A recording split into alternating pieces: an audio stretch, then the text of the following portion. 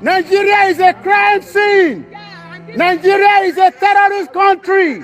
And the Vice President of the Federal Republic of Nigeria is currently inside Imperial College London, where they are killing millions of Nigerians today. The Vice President of Nigeria, Yemi Osinbajo, was in the United Kingdom yesterday, October 8, to deliver a lecture at the Imperial College London. Some Yoruba groups planned a protest ahead of his visit to clamor against a failed government and also berate Osinbajo for being a fake pastor in a fake country. Osinbajo also represented President Buhari at the United Nations UN high-level event on the Energy Transition in Africa agenda focusing on Nigeria, which is ironic because Nigeria is a blackout nation. The Ruga protest, which was scheduled to hold, was interrupted by another group, which caused a lot of confusion yesterday, because some were against the protest while some were in support. It was evident that the Yoruba groups were in division. The other group, called Yoruba Leaders Forum, called its members to desist from joining the protest. According to the Yoruba Leaders Forum, Osinbajo should be honored and identified with. They frowned against protesting against Osinbajo, stating that it would embarrass the Vice President. However, that did not stop some agitators as they showed up at the venue and protested against bad governance and oppression being faced in Nigeria. What is it that you want to understand? What is it that you want to understand? Oni sorry, oni jeton. Kí ló ń sọ? Òyìnbó wo ló ń sọ? Òyìnbó wo ló ń sọ? Òyìnbó wo ló ń sọ? Kí ló kọ́ yìí? Òyìnbó wo ló ń sọ? O rò pé wà ń bẹ̀rù yín ni? Ẹ̀ ń dẹ́rùbà wọn nílé, o tún fẹ́ wá dẹ́rùbà wọn ní UK, irọ́ ló pa. Nigeria is a crime scene. Nigeria is a terrorist country. And the Vice President of the Federal Republic of Nigeria is currently inside Imperial College London, where they are killing millions of Nigerians today. These are the people that came with him. Mo ń gbọ́ ẹ. Èmi ò ní fọwọ́ kàn yín, ìtì máa ṣe lájọ́ ń ṣe yìí lọ, mídíà ni. Bóun sókè, Kẹ́hìndé.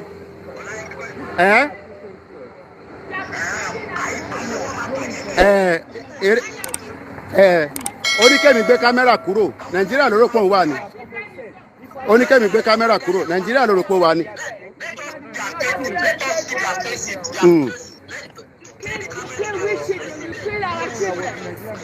And you pretend as if nothing happened. You pretend as if nothing happened. You kill our children. You kill our children.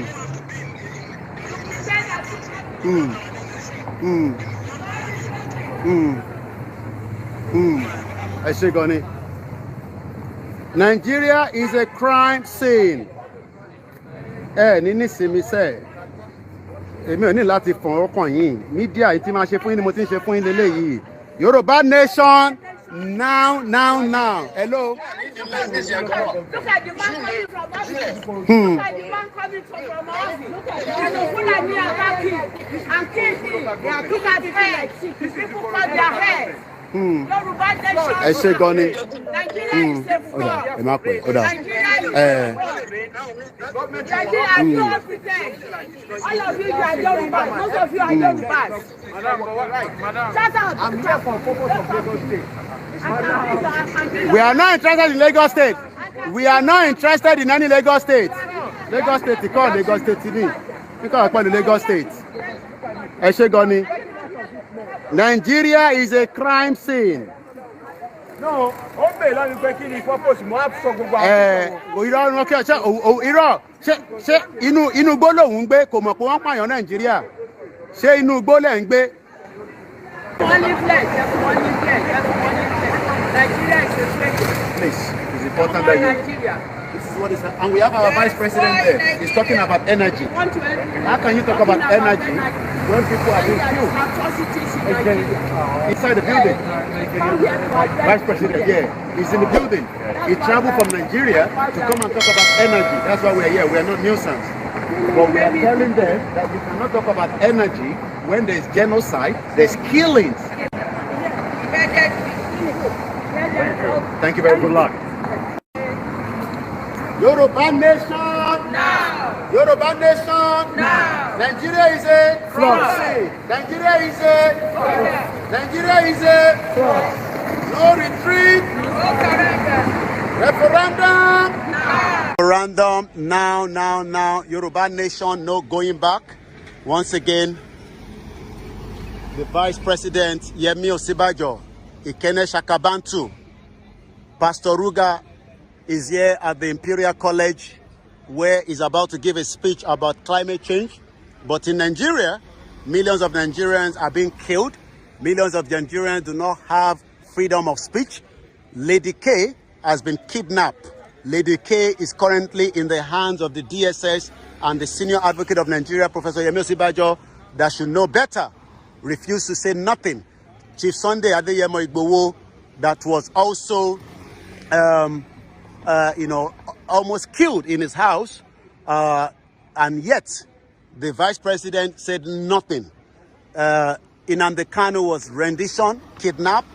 Again, nothing was said, and this is what we are telling.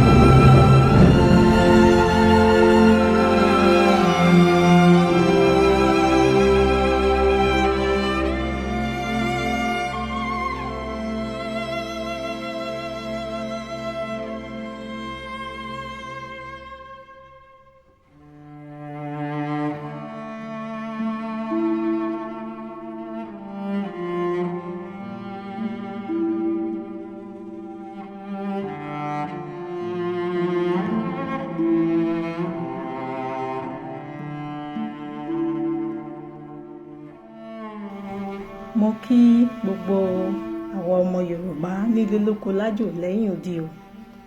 Mo kí wa a kú iṣẹ́ takuntakun lórí bá ṣe ń ṣe kí ilẹ̀ Yorùbá kó lè dúró. Olódùmarè ọba òkè a máa wà pẹ̀lú wa o.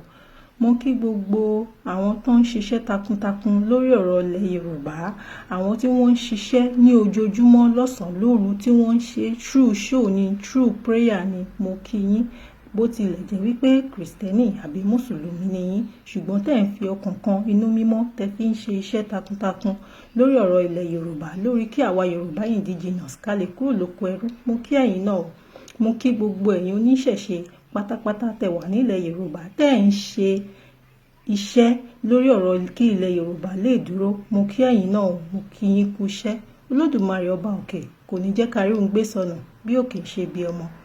Ọ̀rọ̀ mi ò ní pọ̀ púpọ̀ lénìí, mo kàn wá nítorí ọ̀rọ̀ kan tí a gbọ́ lórí Facebook. Wọ́n sọ wípé bàbá wa Aláàfin Ọ̀yọ́ wọ́n ní wọ́n fọwọ́ sí Yorùbá nation. Wọ́n sọ wípé wọ́n Nàìjíríà ni àwọn fọwọ́ sí.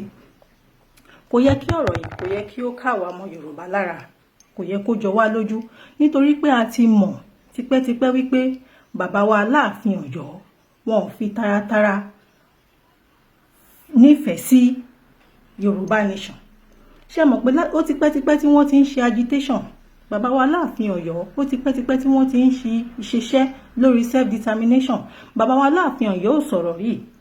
Ṣé ẹ dẹ̀ rántí pé ní ìgbà kan rí, tẹ́ ẹ bá rántí tí àwọn ọmọ Fúlàní tí wọ́n kó màálù lọ jẹko kan lọ́nà Abẹ́òkúta mi mọ́ sáìdì ibẹ̀ yẹn, tí wọ́n wá táwọn Yorùbá indigenous tí wọ́n dìde tí wọ́n wá ń béèrè pé ta ni kí ló wá ṣe ń bí, ta ló rán wọn, àwọn wo ló ní màálù. Ṣé mọ̀ wípé àwọn Fúlàní yìí wọ́n sọ wípé bàbá wa Aláàfin Ọ̀yọ́ ló ní màálù táwọn bá wọn dà kiri. Ní mọ́mẹ́ǹtì yẹn àwọn Fúlàní yìí wọ́n pè bàbá Aláàfin Ọ̀yọ́ lójú àwọn tí wọ́n ní ilẹ̀ gangan. Ṣé àwa Yorùbá ṣá ní nọ́mbà bàbá Aláàfin Ọ̀yọ́ lọ́wọ́ ni? Àwọn Fúlàní tí wọ́n jọ ń ṣiṣẹ́ tí wọ́n ń bá wọn ṣe business, àwọn ló ní nọ́mbà bàbá Aláàfin Ọ̀yọ́ lọ́wọ́, àti àwọn colonial master irú Queen Elizabeth nísìn àtàwọn bàbá Aláàfin Ọ̀yọ́ ọ̀rẹ́ jọ ni wọ́n. Bàbá Aláàfin Ọ̀yọ́ máa lọ ń físìtì wọn dáadáa.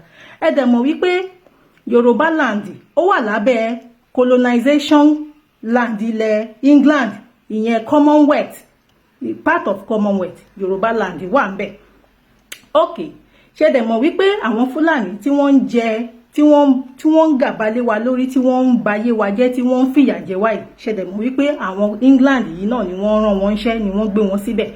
Àwọn àtàwọn bàbá wa Aláàfin Ọ̀yọ́ ọ̀rẹ́ dẹ̀jọ ni wọ́n. Báwo lẹ ṣe fẹ́ kí bàbá wa Aláàfin Ọ̀yọ́ fi fọwọ́ sí Yorùbá nation? Wọ́n Nàìjíríà ló máa dìímú torí pé wọn ò fẹ́ bàjẹ́ lójú àwọn ará àta ju àwa ará ilé lọ.